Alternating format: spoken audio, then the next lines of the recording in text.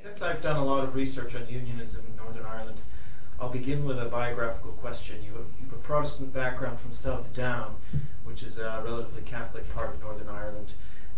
And there have been disturbances there since the 50s, such as the Longstone Road Parade controversy. It's interesting that another scholar of nationalism or consociationalism is John McGarry, who's has a Catholic background from a heavily Protestant part of Northern Ireland, Ballymena. Is there any connection between being sort of a local minority and having an interest in nationalism, a biographical connection at all? Yes. Well, it's certainly interesting. Probably. I mean, I was brought up as a Presbyterian in Warren Point, County Down. Right. But my parents were, I think, they were probably they were liberals, and probably in the current context, alliance people. Right. And I was David Trimble here. Trimble's parents. Well, actually, I went to school with Daphne Orr, who was, of course, Trimble's. She was in my class. Or no, that maybe my brother's class. But no, I wasn't terribly aware of any sectarianism. I think one realised there were two separate worlds. But many of my father's close friends were Catholics, and we were brought up in a mixed housing estate. No, at the age of 10, my parents moved to Scotland, in part, I think, so that we could escape a kind of sectarian. My brother and I would escape a kind of sectarian future. And it's there in Scotland, the west coast of Scotland, that I became aware that I was Irish. Was everyone told that I was Irish? But at that stage, I was probably anti-nationalist, since I couldn't understand my Scottish friends, or didn't particularly like the west coast of Scotland. But I became. I mean, I was there. I went to university at Edinburgh, but when I was 14, 15, I became interested in Irish literature. People like Joyce and Yeats, mainly my critics of nationalism at one level, or critics of the kind of religious and political orthodoxies.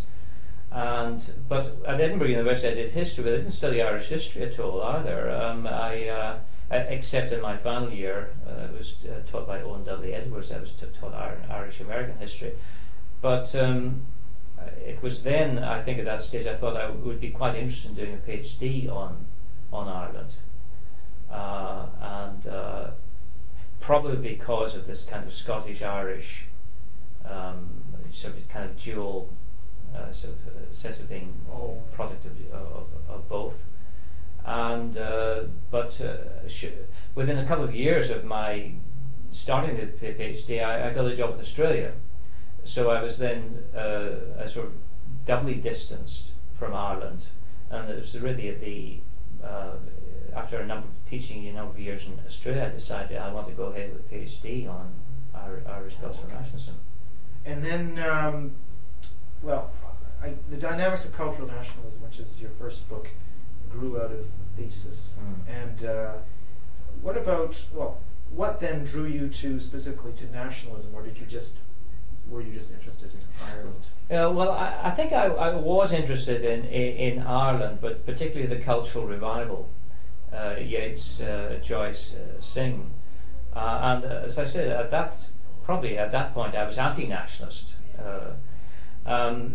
but I had quite a corpus of materials together in Australia, but I didn't really know what to do with them. I didn't have a kind of framework, and I read Anthony Smith's book Theories of Nationalism, and his final chapter when he's talking about the dual legitimation thesis, and he's talking about the nationalism forms through the interaction of reformists and modernists. And I could suddenly see a way in which that made enormous sense of trying to explain how an Irish cultural nationalism began to crystallise.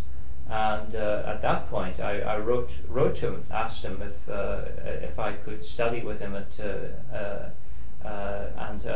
and he also called out in his book for kind of interdisciplinary research to test some of the more general theses in nationalism. And I thought this is ideal ideal opportunity. So I wrote to him. He was in Reading. I was all prepared to leave Brisbane and Australia for Reading, and then suddenly at the last moment I discovered he had moved to the LSE, so I had to rapidly shift to the LSE. Not a bad move, though. No, not a bad move at all. No. So that's how I came to be studying, and of course the book developed out of the thesis. Right. Okay. So, and do you want to tell us a little bit about the thesis of the book? Yes. Well, I suppose I was, as I say, interested in the role of these romantic intellectuals, artists, poets, also historians, and their role in the formation of national identities, which seem to be quite an important one. You see, you could trace in Ireland. Understand how this came about, and also the circumstances under which these identities which were often sort of generated by only a tiny minority of people in a kind of in their modern forms, how the circumstances under which these identities became politically salient. So here one sees the interaction of the kind of the reformist revivalist model of Smith. Under what circumstances do historicist intellectuals look back to the past and try to construct a national identity? And also the modernists, under what circumstances do people like journalists and so forth try to translate these sometimes rather academic ideas or rather rarefied ideas into concrete social and political programs? And so on the one hand I was looking at Smith's dual legitimation thesis to understand the origins of intellectual of the intellectuals and their attraction to nationalism, and on the other hand I was looking at what you might call a more block mobility thesis, which has its roots in Weber and Gellner as well as Smith, to understand the circumstances under which these ideas will be translated into economic and social programs, and which a sizable social constituency will develop around these. A kind of frustrated intelligentsia.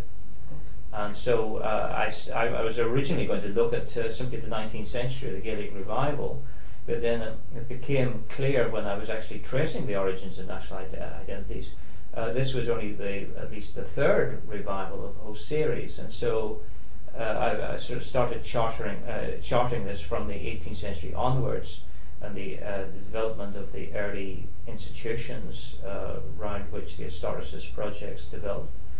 And then I could see that there were patterns in which these ideas were being taken up by intellectuals, and certain periods in which they were or were not being attracting a constituency, and then I was able to draw the empirical evidence to try and test out the hypothesis. Okay, well that's, it's definitely an interesting book. And at the time, were you aware that between you and Anthony Smith and maybe the odd other, you were very much in a minority camp in a way? I mean, were you aware that somehow you were going against the grain of the majority of scholarship? Well, it's going against the grain in this is starting in 1980, and the majority of the scholarship that saw nationalism as really quite either an ephemeral phenomenon, which is waned in Western Europe, might be still alive and kicking in former colonies, but would sooner or later just fade away as these societies matured. So in the sociology department too, it was looked at as rather odd, and also there's a kind of anti-culturalist bias in sociology at that point, that ideas must be every phenomenon of material forces. So it was very much a minority thing. And of course at LSE there were two other major figures in nationalism, perhaps three, including Kenneth Minogue, but Gellner and Élie Kaduri. And Gellner was clearly hostile to a kind of emphasis to any study that privileged the role of culture. And Kaduri was hostile to the idea of nationalism as having any kind of society forming possibilities. So yes, one did feel that one was in a bit of a minority at that stage. And even in the literature, I mean, that had come out in the early 80s. Yeah, there actually wasn't all that much to go on. So when I was drawing, my first year was, because I wasn't a sociologist either, so Anthony Smith was asking me to read Durkheim and Weber and Schills and Geertz, as well as all the kind of empirical work. So it was quite a... I did feel as if my brain was seizing up with the sheer overload. But there weren't all that many models, almost nothing to draw on for that. I was, to some extent, I was drawing on people like Schills, some of his articles, also influenced by John Pocock's work on tradition and the way that arguments developed for innovation by using tradition. People like Quentin Skinner too, and he talks about moral innovators and how they managed to change the terms of legitimation through certain which practices become legitimate, become possible. And I suppose I was influenced by that in looking at how cultural nationalists constructed the past in a different guise as a way to outflank traditionalists. And I suppose amongst the concrete scholars, Joseph Levenson's work on China, the Chinese intellectuals, was important. Right. But yes, there wasn't very much of a model to use. And the term cultural nationalism, is that your term or had it been used before? No, it had been used before. And in fact, there was a study of cultural nationalism in India by an author whose name I can't remember offhand, but it took a rather different, it was looking at had a different framework altogether. I think you can find it in Kaduri, but he's really saying it's in its initial forms, in the Herderian forms, there was a cultural nationalism, but in practice it always coalesces with political movements. So in fact, the cultural and political are the same, and Gellner really took the same perspective. Okay. Well, I will confess that we both had the same doctoral supervisor, Anthony Smith, and you were his first doctoral student. But when did you first become aware of Smith's work? Was it when you were in Australia? That's right. Yes, in Australia there were these multiple copies of Theories of Nationalism, and I suppose I must have just taken it down out of interest and found it there. And as I said, there weren't all that many other scholars around. Gellner's work was largely confined to that chapter in Thought and Change at that point, because his book hadn't been written. And there was Kaduri's work as well. But also at the same time as encountering Smith, there was the Hobsbawm and Ranger book, The Invention of Tradition, which created a certain excitement around the notion of the nation as a cultural production, if you like.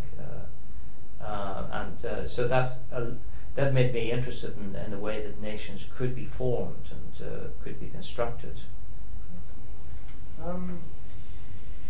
Let me just see now. Well, one thing I guess I get to ask you a little bit about LSE when you first came here, because when I came in '93, there was this seminar with Anthony Smith, Brendan O'Leary, James Mayo, and George Shoflin, which I saw the notice for, and I decided I'd go to that, and then I changed course to study with Anthony. But when you came here, was there some sort of similar gathering of nationalism people in one place? No. I arrived, I think, as I say, I arrived in December and Anthony had arrived in October. And I think I think one of his first actions was to put up a notice about an interdepartmental seminar for the study of nationalism, and that's how it got established, with James Mayle and Percy Cohen, and George Shoflin came around. But I can't remember whether it's actually started in my first year there, or whether it was later. But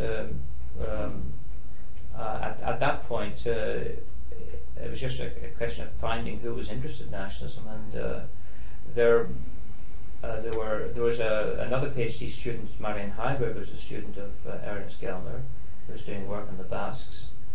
And a year or so later, there's Kosaku Yoshino, who also was studying nationalism with Anthony. And who's written now? Who's written also on cultural nationalism, yes. Yes. And Alexa Gilas was another. But I think we were about maybe the only 3 PhD students that I knew of that were studying nationalism. And there might have been a few others in the history department. I went along to the history department too, but they weren't interested in the subject. And what about the sort of ethnic and racial studies crowd? I mean, was there any, or were they completely looking at different issues? I wasn't really aware of them. So yes, at that point, no. So yes, so the workshop really only got going shortly after I arrived.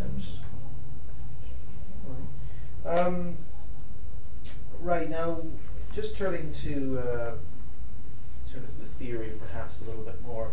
The period since the collapse of the Berlin Wall saw a sort of new flood, or a large flood of work on nationalism of varying quality. Can you name several books that you view as the most important or theoretically innovative of that sort of post-1989 stream? Yes, it's hard. I mean, I don't think there hasn't been. There's been a great explosion of work on nationalism, but there hasn't been a great theoretical explosion, I think, since 1989. Many of the seminal texts predated that. Gellner, Smith, including the ethnic origins, Armstrong, Hobsbawm, Anderson, Bruley, writing. I think James Mayall's work too. I think predates this, or must have been coming around shortly after. Horowitz, Connor, much of his work had already been established well before then. So since then, it's hard. There are a few people, but like Adrian Hastings and perhaps Michael Hector's book on containing nationalism, Brubaker, Billig, Michael Mann. Right. But I don't know that there has been. I mean, have they altered or revolutionized what was already there, or just mainly built on top? I think they. I think Mann has made a significant contribution. Mainly, I think through his theoretical system, his work on the multiple sources of social power. I think Hastings is a kind of very interesting line of argument, insofar he's one of the few who focuses on the religious sources of nationalism, including the Bible, particularly the Bible. So I think that's one of the most original developments. And Billig, as banal nationalism, is bringing it down to the away from the hot nationalism, which is usually the focus of theories, to the kind of routinized nationalism.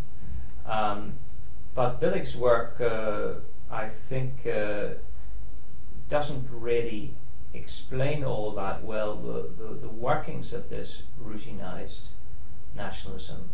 I think Kosaku Yoshino's work on the consumption of nationalism, I think, adds new elements to Billig's work, insofar he's applying an anthropological approach to the way that people use nationalist assumptions as a way of trying to solve problems, such as how to deal with how businessmen try to deal with problems of globalization. So they think of, well, how are we going to train people and to trade with Americans? So they develop these intercultural manuals which create these stereotypes that the Americans are westernizers on the one point and the kind of essentialized Japanese on the other. Mm-hmm. And so that's a kind of interesting way in which national assumptions get internalized and reproduced.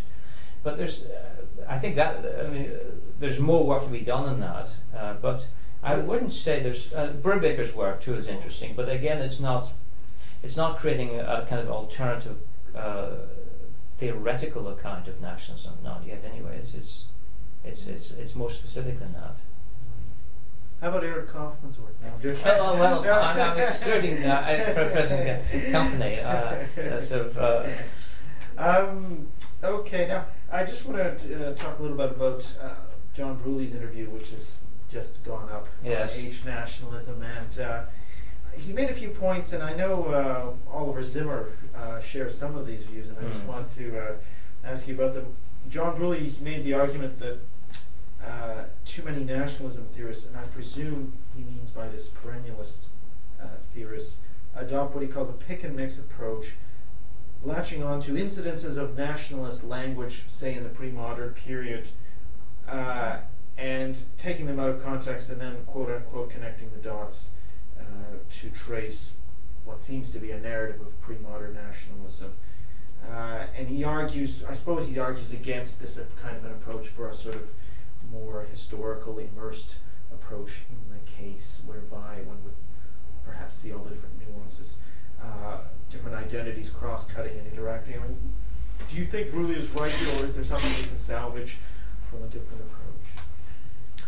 Well, I suppose it's a general approach, general criticism that people select that evidence which most closely fits their approach or theory, and I think it's really kind of local version of that kind of criticism. But I mean that is a potential problem. But equally, there's the problem of a kind of over literalism of saying that well, either the alternative, another problem is defining nations in such strict terms that the only way they can possibly appear is in the post-18th century period. So no matter what kind of apparent similarities there might be to pre-modern communities, you simply rule it out because they lack something like citizenship or mass participation. There is also the problem with modernists, insofar as many clearly don't have much knowledge of the pre-modern pre-modern period. Even to talk about the pre-modern period in itself is a kind of lumping all history before the 18th century and agglomerating. And in Gellner's work, this is very clear. There's a kind of the pre-modern period is simply the opposite of the modern period, i.e. it's static, it's localized, it's elites are insulated from the masses, so almost by definition you can't get a nation forming. Right. So many modern historians know it's a problem of specialization. Many modernists only know their period, and they simply don't know other periods, and many medievalists likewise don't know the modern period. And there's a lack of real communication between the spaces. And I think one of the virtues of Oliver Zimmer's book is that he was bringing these people together. That's the book he edited with Scales. Yes, Power and the Nation. Yeah. Because even if the term nation isn't being used, if another term is being used, people may be simply employing a different term to mean essentially the same concept. And I think a lot of Reynolds' work with regional identities again is trying to explore this without the assumptions of anachronism on the one hand, but also without the assumptions that the modern period must be qualitatively different from the sort of the period before the 18th century. In other words, there is the assumption of this enormous cleft in history, and that there's some sort of qualitative change.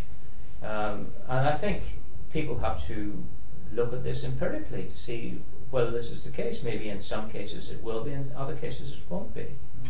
Yeah, I mean, is this view that the pre-modern period was sort of static and people had localized identities, which you see in Gellner and Anderson and Giddens as well. I mean, where does, I mean, how much you don't, what do you view, how do you view that position, and where do you think it comes from, that sort of view of the pre-modern? I think it is it comes from I think it comes from, well, it's to be found in all kind of intellectual analysis. We've got to focus on what is really distinctive about our problem, and we locate it in a particular locale. So we define the situation outside the locale as being, you know, if ours is white, that's black. I think it's just a question of that. The assumption is that that nations and nationalism are a period of the modern period, as undoubtedly they are. They're pervasive, and there's then been the exaggerated contrast to the pre-modern, but because nations and nationalism haven't proliferated in the manner in which they clearly have been institutionalized in the modern period, then there must be some qualitative difference. We must find the explanation of the rise of nations and nationalism in processes such as industrialization, bureaucratic state, the intellectual revolutions of the Enlightenment, and since they're not there in the pre-modern period, they can't possibly exist. Instead, we have this static, this. But I think that this has all kinds of problems, because there are many areas of commercial development in the pre-modern period. There are many periods of intellectual enlightenment as well. I think, again, there's a tendency then simply to blot out this as kind of inconvenient. Yeah. All right. Let's see now. Right. Another point that Bruley makes, and some historians often make, is that good history is based on immersing oneself in a case or in a particular situation, and noting all of the conflicting identities that individuals possess and the different pulls they're under, and the contingency and the many factors that are acting on a situation. And his argument, if I read it correctly in the debate, is that those who sort of abstract from that and sort of look at, for example, just the statements that use the word nation or ethne or sound like they're using that statement, are somehow aren't being true to the subject, aren't being true to their material. What is your view of this, and do you concur with it at all? Or? Well, I think if you do look at Armstrong's work, or indeed Susan Reynolds' work, I think these are criticisms that can't be made of these scholars. They do identify the many different identities and levels of governance, and make important distinctions between religious identities, class identities, ethnic identities. So I don't know. It may be true of some that they do tend to construct these homogeneous identities and blot out the fact that there are always multiple identities. But this is equally true of the modern period as well. I think essentially saying that ethnicity is very dilute because class identities or religious identities were predominant, and they formed only a small part of the existence, and then people have picked up references to ethnicity without taking into account that people lived within a religious cosmology rather than, say, something in the modern period, a national cosmology. That's not true, but equally it's true of the modern period that people have these multiple identities.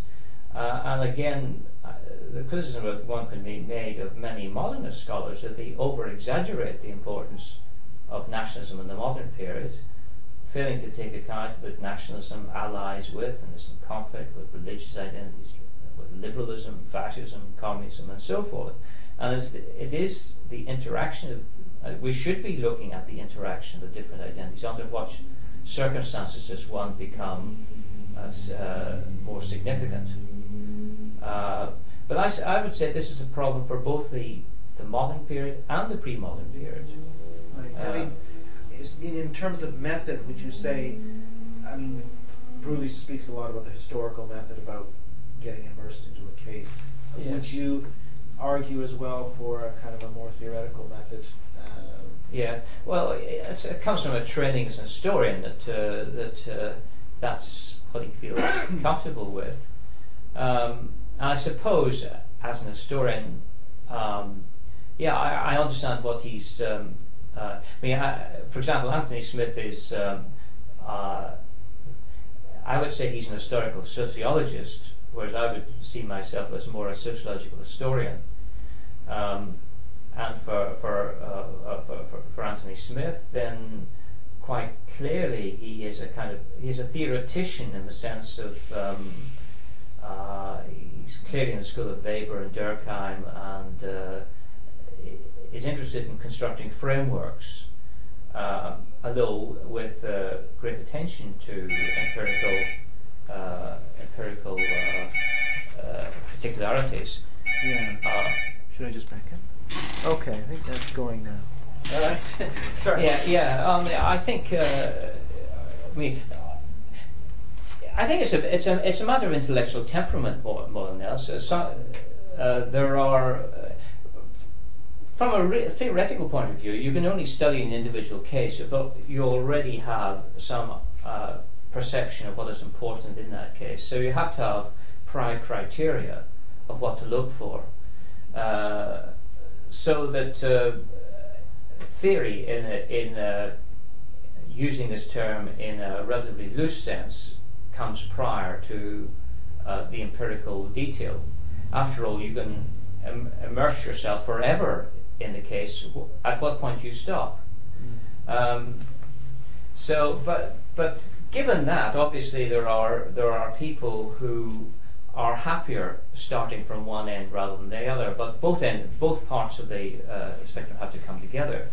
The problem with the historian is that once you start with a particular case, it's very difficult to move away from that. You start using that particular case as the norm by which you judge others. And given the fact that most people have only got a limited language competence, and have only got a limited time available to immerse themselves, how do you select your cases? It's going to be an arbitrary dimension in that in the very first place. So at some point or other, you have to justify your studies at a more general level. Right. I don't really think it matters where you start, as long as you realise there's an interaction between the two, and that if you start off from the theoretical, you have to test your theory constantly by reference to empirical particularities. Equally, if you're starting off the empirical, you have to begin to place your particular study within a more general typology, a framework of nationalism studies, and modify that if necessary. So as I say, I don't think what the matter is the starting point, as long as you realise that is only the starting point. Okay. In terms of, well, the next question really has to do with this distinction between the ethno-symbolist school, which is relatively new, and primordialism, since many scholars and probably a lot of people reading this do not tend to make a distinction. They just tend to see primordialists on the one hand and constructivists or modernists on the other hand. So how would you distinguish ethno-symbolism then from primordialism? I think that's quite difficult. When it's talking about, well, it's quite. I mean, one level. I'm quite suspicious of these labels, because the question is, what are you doing with it? The danger is that you assume there is some clear body of people who are primordialist. There's some body of people who are ethno-symbolists, and there are a clear body of people who are modernist, and so forth. And that's there's also, and that's very misleading. There's also the problem is that many of these terms are loaded, and they're often put up as a way of creating straw men to be knocked down, because there's hardly any. There are very few scholars who would claim or wish to be known as primordialists, because that implies, as it were, that you accept the doctrines of nationalism. Of course, there are the different distinctions. There are the people, what have been called the cultural primordials, like Geertz, who argue that we've got to take actors' perceptions of the sacredness of ethnicity seriously as a way of explaining its capacity to mobilize people. And then there's the socio-biological interpretations of Van den Berg as well. But on the other hand, there are, I think, certainly Anthony Smith has probably constructed this ethno-symbolist label as a way of differentiating, forcing people to differentiate him from primordialism. I think he himself argued that he was a kind of qualified modernist. In other words, he accepted most of the premises of the modernists, that nations and nationalism are predominantly a modern phenomenon. However, one had to take into account the impact of pre-modern sentiments and ties and institutions on the way nations formed, and even the content of nationalist ideology, and also that one could not simply decide by fiat that there were no nations or nationalism before the age of modernity. He himself, I think, has described ethno-symbolism not as a theory, but more of a framework of analysis, emphasizing the subjective dimension, the importance of myths and symbols and memories, and the role of culture. So focusing very much on the realm of identity, but admitting that these identities do change over time, quite often, quite dramatically, if there are traumatic events like religious reformations or indeed warfare. So that you can, acceptance of ethno-symbolism is quite compatible with an acceptance that identities may change quite fundamentally over time. In other words, there's nothing fixed about national identities. But you see the problem with, if you're looking at particular figures like Walker Connor, who appears to be a primordialist in the way he defines nations, as the largest community who share a myth of descent. But on the other hand, he argues that nations only come into being really by the late 19th century, because the nation must have a mass dimension. So what does it serve? Either trying to chop Walker Connor in two, and saying part of them could go into a primordialist camp and part of them go into the modernist. I think the question is, what's the problem that we're trying to understand and trying to answer? And then these labels are only useful insofar as they help identify specific threads of argument. Right. But I think there is too much of this kind of putting people into boxes, which is again missing the point that there's a problem of some kind to be understood. And the interesting thing is, well, what are the terms of the solution?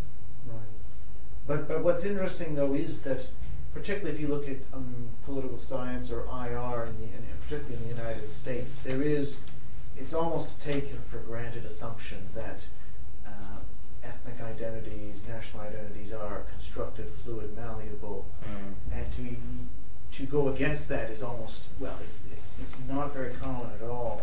And I'm just thinking of people like David Layton, for example, or others who've written with this assumption in mind. And what's interesting is that while most people out there on the street perhaps view ethnicity as something that is very difficult to change and handed down, the content relatively fixed, most scholars of ethnicity and nationalism, especially social scientists, see it as fungible and constructed. So what do you think accounts for this divergent interpretation of reality? Are the scholars simply smarter, or is it the case of hope against history?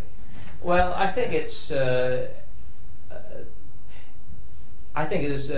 Enlightenment training of scholars. The idea that we are fundamentally rational human beings, and that we construct our world. We are not determined by it, and that the Enlightenment has emancipated us from myth and from superstition and from those oppressive actors who legitimize themselves through myth and superstition. And I think this has been again transposed into the field of nationalism, as nationalism is quite frequently associated with reaction, authoritarianism, and again, indeed one can see all too many cases of that in which again masses are mobilized for very unpleasant goals. And the role of the scholar, the critical intellectual, is to try and, as it were, take people to the truth, to save people from the passions. Again, many historians like J.H. Plum, the death of the past. Again, emancipation and deconstruction associated with liberty and the attack on authority. And again, part of it may be guilt in some respects, because historians and perhaps anthropologists have played a role in the construction of national identities, and so it's the duty of the academy, as it were, to purge itself of its errors. So I think that's part of it, and part of it, I suppose, too, is the idea that academics have to set themselves up against power, and the nation is institutionalized in this world, in the modern world. It's a primary political unit. Political actors, again, legitimize themselves by reference to the nation, often using it quite unscrupulously. So academics are showing that these things are malleable, are often used instrumentally, and so forth. So it's a process in education. But I think one has to distinguish, I mean, these good moral emancipatory goals from the actual realities. And the problem is that ethnic identities are nothing like as malleable as these scholars would like. Hence the constant desperate attempt to invent or show the invention of nations. But is there do you see maybe a danger if one views identities as very malleable? I mean, if we think about views of conflict situations like former Yugoslavia or Iraq, the idea of the malleability of identity, I mean, do you see that as maybe a dangerous assumption? I think it has many. Yes, there's a whole talk about nation building, of course, in the United States, when they're talking about state building, shows the main confusion that by constructing a set of institutions you can just change collective identities, and this can lead to all kinds of follies. And one saw it in the Soviet Union, and one also sees it in the case of American foreign policy as well.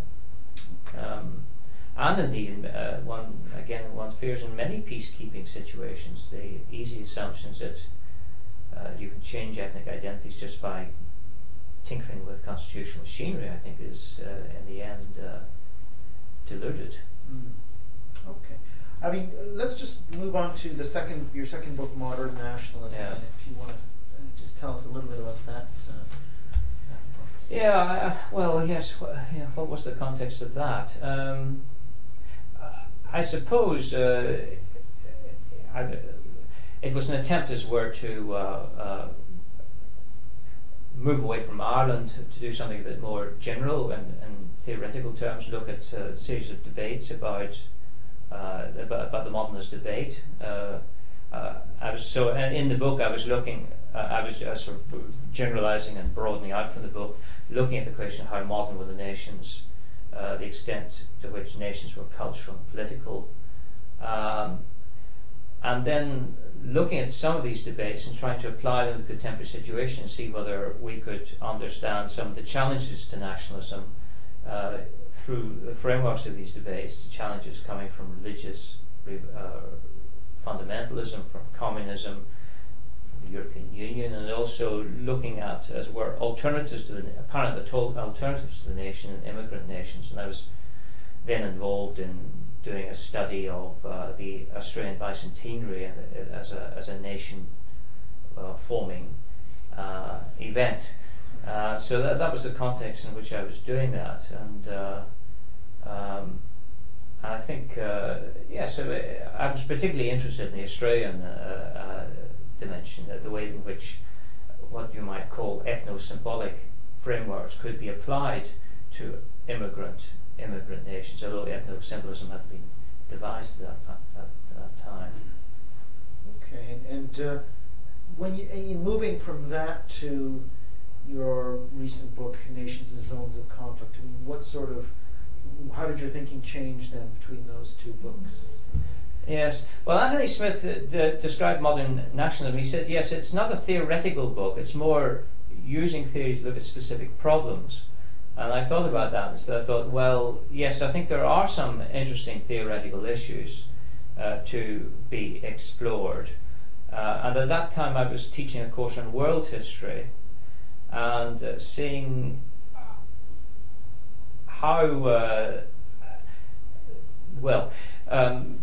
seeing that the sort of pre-modern world was far more dynamic and mobile than many of the pre-modernists in nationalist theory were maintaining, and that many ethnic identities got crystallized in the, as John Armstrong argued, through conflicts between religious civilizations. And also I'd encountered, I was reading Mann's book on the sources of social power closely, and it seemed to me there were, within all nations, there was a great deal more conflict as almost a constitutive element than had been really understood in most of the theories. And I suppose too, I was becoming aware that we do tend to look at nationalism from the producer side. I mean, how are national identities produced by intellectuals or by institutions? But there's been very little in how it's been received. Is it simply absorbed by the masses in a top-down fashion? Well, I was becoming very sceptical about that, in part because there was too much of an emphasis on the kind of homogenizing capacities of the modern state, whereas Mann's work was showing that the state is only one major power network in the world. There's the economy, the role of ideology, and of course the role of war and the military. So if there wasn't a kind of single institution capable of bearing down on populations which were inside their respective territorial cages, it's possible then that conflict might be much more endemic to nations. And the question is, well, if this conflict is so endemic, why is it that national identities seem to be growing stronger in the modern period? Mm-hmm. And so I was trying to explore some of these questions about not taking national identities for granted, that there are conflicts within them, and that also there are periods in which nationalism seemed very strong, and also when it seemed to be rather weak, and there was no clear explanation in literature for this, and this was, I suppose, the starting point for the book. And one thing I found quite interesting in the book was this because quite often in reading some sociologists of modernity and people like Giddens or some of the postmodern theorists, they argue that we live in an age when the nation is fragmenting as they see it. Not only the nation, but often older traditional ethnic identities of any kind are fragmenting because of the reduced coercive power of the state, because of the sort of expressive possibilities opened up by the 60s, and the general liberal individualism, hedonism that's prevailed since then. But in opposition to that, you kind of argue, if I read it right, that in fact nationalism can adapt to multiple identities. It doesn't actually fragment.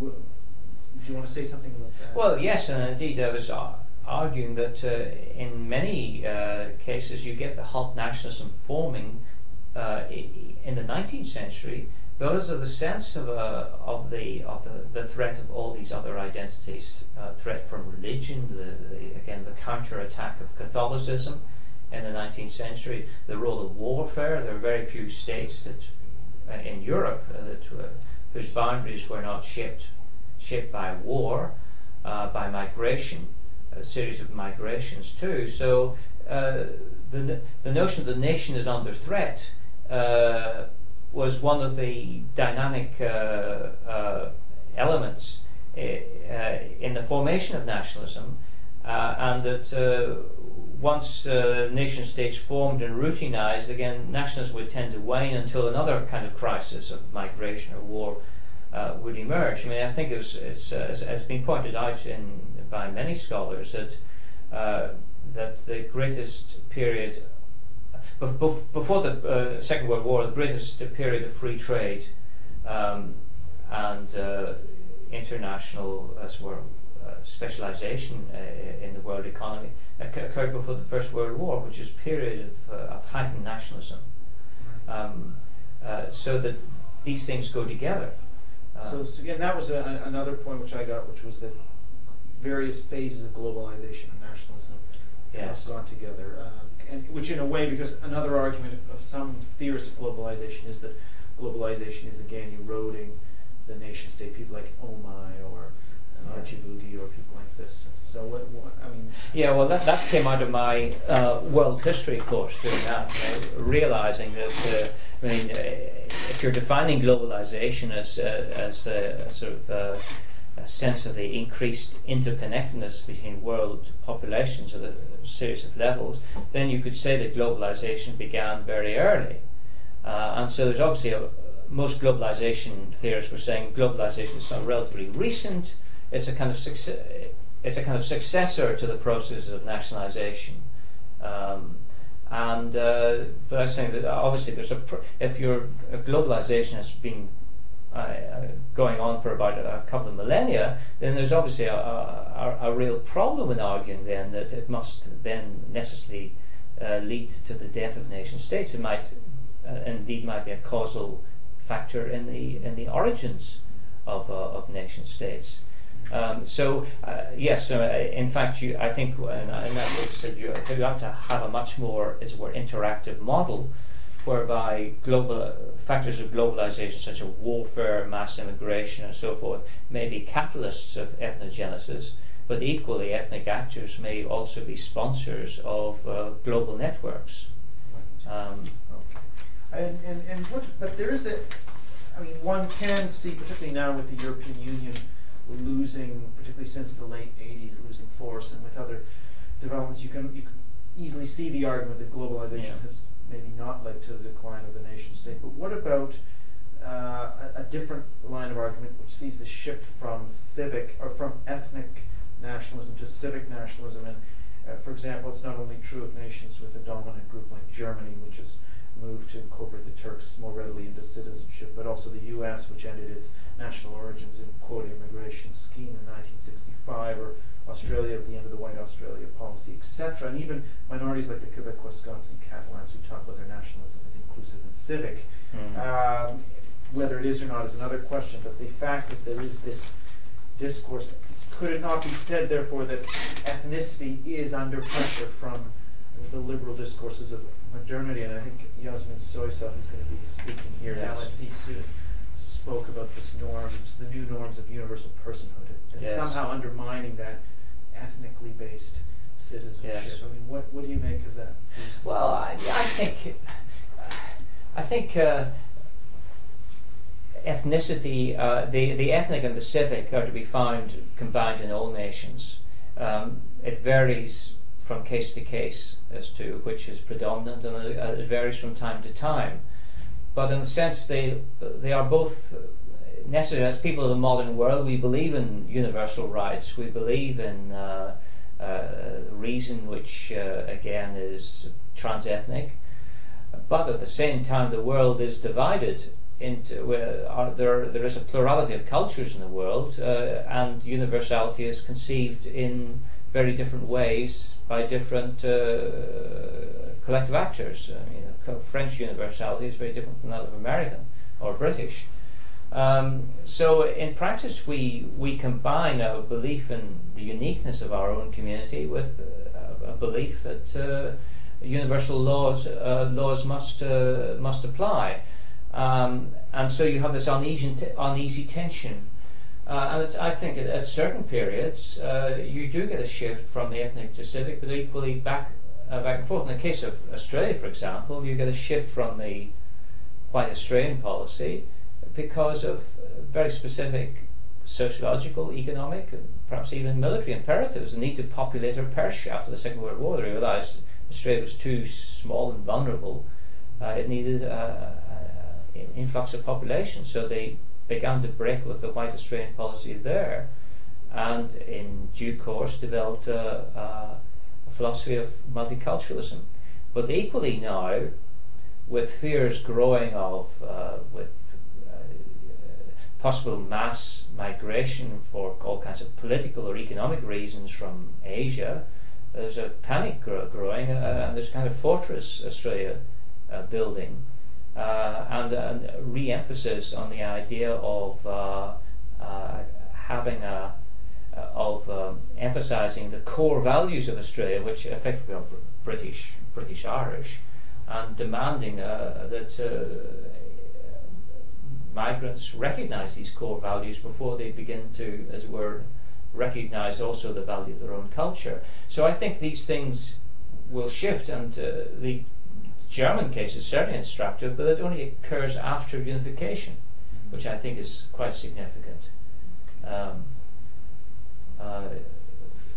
So I think I don't believe that a discourse in itself will shift things, because in a discourse even institutionalized by legal institutions also comes up with raw political pressures of fear of the population if they feel they're being faced with large-scale migration, which is a threat to their identities, or indeed warfare, or some other aspect of crisis.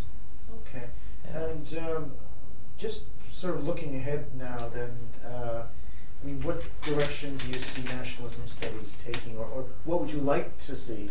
Well, I suppose there are a whole range of things. I mean, obviously, how one defines this, how one sees one's own research interest going, partly. Or how do you? I mean, that. Yes. How do you see? Well, I mean, at the moment, I'm working on warfare and national identity, because I think that has been a neglected area. I mean, there have been a few people. Look at it, like George Moss and Anthony Smith, of course, has written about war, and Tilley and Mann. But I think it could be incorporated much more into theories of nations. But I think it's hard to say. There are many areas that really haven't been looked at very closely by nationalist theories, both in terms of subjects and themes, and also areas of the world. So in terms of subjects and themes, the role of the economy, again, is only recently again being re-examined. The work on economic nationalism by Eric Hellener and Pickle, and also Leah Greenfeld in her work on the relationship between nationalism and economic modernity. I think religion too, again, has been relatively neglected, and the whole new religion, I mean, the recent religious revival again shows that we need to look much more closely at the relationship between religion, nationality, and secularization in the modern world. In terms of areas, most of our theories are still Eurocentric, and we need more work, such as the work you're doing on on the so-called immigrant or settler societies, to see how far our frameworks apply. Recent interesting work by Hutchinson and Antlov called Asian Forms of the Nation, looking at precisely that. But equally, Latin America, again, relatively ignored by theories of nationalism. So we need work by that. Of course, there is the work on gender. I'm not sure that how much of value has been produced yet, but possibly it will produce the goods in turn. But again, the anthropology of nations, going beyond Billig to look at how national identities actually function in modern societies. I mean, that would be a very interesting thing. Yeah, there hasn't been a whole lot on that, has there? And really, the last question then is to do with this tradition of LSE, of nationalism studies at LSE. Of course, ASEN, the Association for the Study of Ethnicity and Nationalism, and the journal Nations and Nationalism, both founded, I think, in 1995. Or is ASEN older? I think, yes, ASEN is older, right. And the journal came later. I think ASEN really emerged with the first conference, I think, which came just a year after the collapse of the Soviet Union. Right, okay. And then, so there's this long tradition, which of course even goes further back to Gellner. So, I mean, how do you see that going into the future? Well, you are a tradition. It depends on people like you. But it's very difficult to know. Because I mean, it's quite. In some ways, it's. If you look at the people at LSE who are carrying it on, there's John Brugge and myself. I mean, obviously there are other specialists in nationalism at the LSE, but really we are the centre of the programme, so it's rather narrowly based. Right. So in a sense, it has had various. It has sown its seeds in other colleges around London, so it's developing roots elsewhere. So at your own college, and Queen Mary and King's, we have people looking at nationalism, as well as other universities in Britain and elsewhere. So I don't know how long the tradition will continue to LSE. It began, of course, because of Anthony and his tea parties. They were the crucial element. Oh, well, what about these tea parties? Well, it was really, I think, in the 1980s, there were only about 2 or 3 students involved at PhD level. Really, I think, towards the end of the 1980s, and then with the Soviet Union, you did get a sizable cohort of students emerging, of whom you were, I think, one. And at that point, Anthony's tea parties became a major civilizing device, bringing all the different nationalities together, so that by learning common manners at table and speaking to each other, you formed the kind of the human basis of ASEN. Because I don't think there were anybody. There's almost nobody of the same nationality within. Well, that's right. So by creating these bonds, it made ASEN possible, and it enabled it to reproduce itself. And then, of course, the workshop was an important intellectual. PhD workshop. Yes, the PhD workshop was an important intellectual basis, which we didn't have in my day. And that deepened these networks, and the journal and the bulletin then were further building on this. So you got layer on layer, but certainly Anthony was the key thing, and hopefully now it's self-generating. But yes, it depends on institutional support and also on the products of that golden age actually continuing the heritage. Fluctuating institutional support. That's right, yes. As we found out with ASEN. Yes. But anyway, John, thanks very much, Yes. and that's it. Yes, okay, well.